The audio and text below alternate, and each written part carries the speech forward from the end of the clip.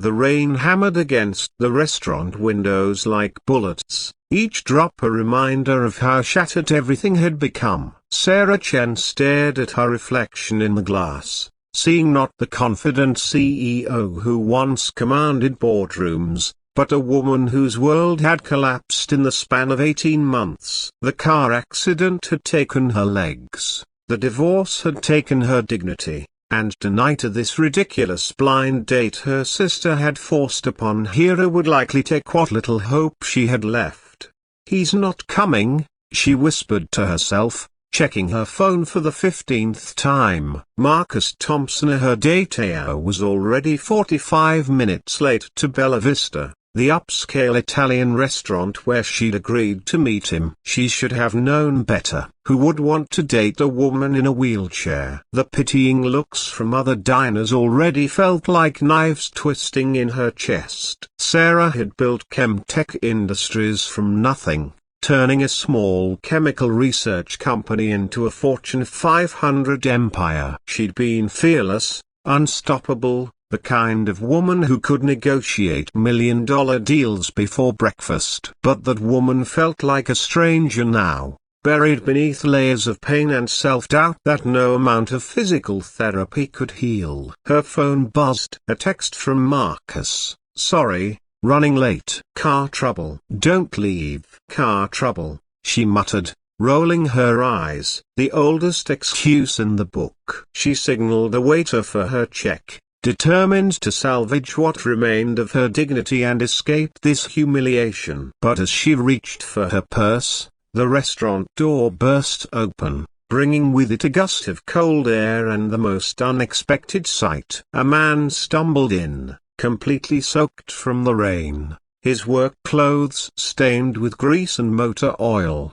His dark hair was plastered to his forehead, and he clutched a small bouquet of gas station flowers that had clearly seen better days. The hostess looked horrified as he dripped puddles onto her pristine marble floor. "I'm looking for Sarah Chen," he called out, his voice carrying across the silent restaurant. "I'm Marcus. I'm so sorry I'm late." Sarah felt her cheeks burn with embarrassment. This was her date, this grease-covered mechanic who looked like he'd crawled out from under a car. The other diners were staring now, some snickering behind their wine glasses. She wanted to disappear, to roll herself right out of this nightmare. But something in his eyes stopped her. When Marcus spotted her across the restaurant, his face didn't change the way others did. There was no pity, no awkward glance at her wheelchair, no forced smile. He simply looked relieved to have found her. "Mom, I think there's been a mistake,"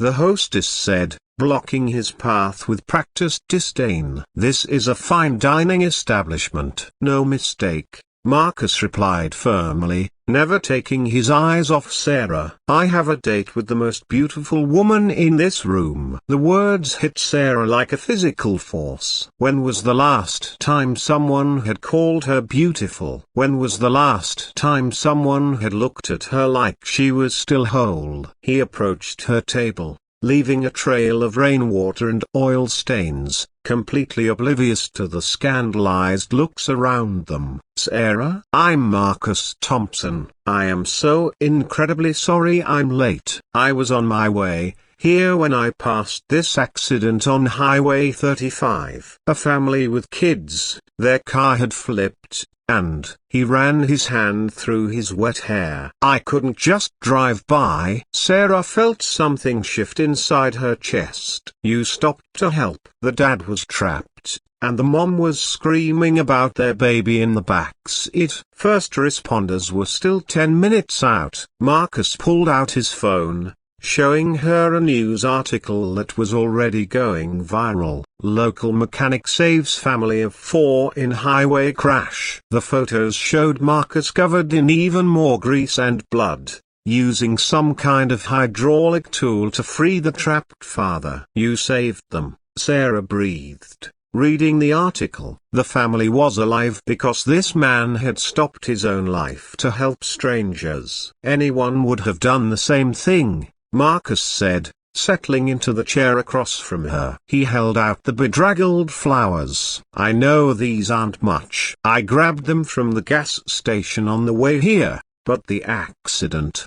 Well, they got a little beaten up." Sarah looked at the crushed petals, the bent stems, and felt tears she'd been holding back for months finally break free. "They're perfect," she whispered. The waiter appeared with barely concealed disgust. "Sir, we have a dress code." "He's my guest," Sarah said sharply, her CEO voice returning for the first time in months. "And he's staying." Marcus grinned, and Sarah felt something she'd forgotten existed, butterflies in her stomach. "I probably should have gone home to change first, but I was already so late, and I didn't want you to think I was standing you up." "Why?" The question escaped before she could stop it. "Why would you care what I thought?" Marcus looked genuinely confused.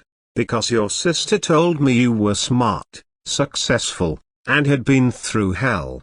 She said you needed someone who could see past the surface to the incredible woman underneath." He leaned forward. She wasn't wrong. For the next 3 hours, they talked. Really talked. Not about her accident, not about his grease-stained clothes, but about books and dreams and the way the rain sounded different in autumn. Marcus told her about his small auto shop, how he'd inherited it from his father, how he stayed open late because some people couldn't afford to miss work for car repairs.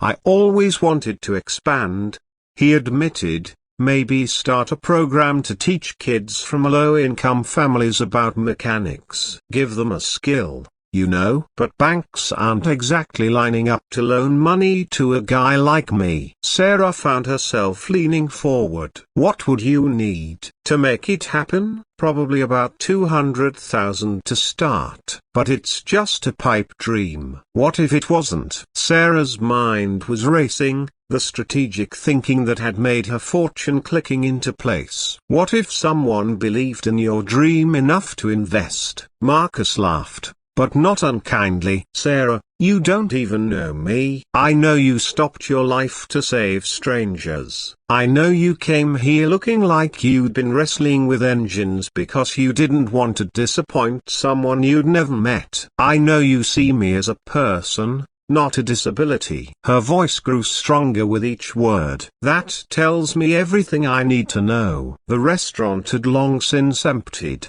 but neither of them noticed. When Marcus finally walked her to her car, he didn't try to help her transfer from her wheelchair. He simply waited, patient and respectful, until she was settled. "This was," he started, then shook his head. "I never expected tonight to be like this." "Neither did I," Sarah admitted. She looked down at the crushed flowers in her lap, then back up at this extraordinary ordinary man who had reminded her that she was still alive. "Marcus, that program of yours, consider it funded."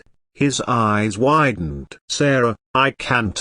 "You can and you will, but only on one condition." She smiled, feeling her face. "Remember how?" "I want to help you build it. I want to be part of something that matters again." 6 months later, the Marcus Thompson Youth Automotive Center opened its doors to its first class of students. Sarah, serving as both investor and board chair, watched from the observation window as Marcus taught a group of teenagers how to change brake pads. Her wheelchair was custom painted, now a bright red, with racing stripes she'd added on a whim. "You know," Marcus said, joining her at the window, "I used to think that night was the worst first date in history." Sarah laughed, the sound filling the space between them. "Covered in grease, 45 minutes late, with gas station flowers. Don't forget traumatizing an entire upscale restaurant." "Best disaster of my life,"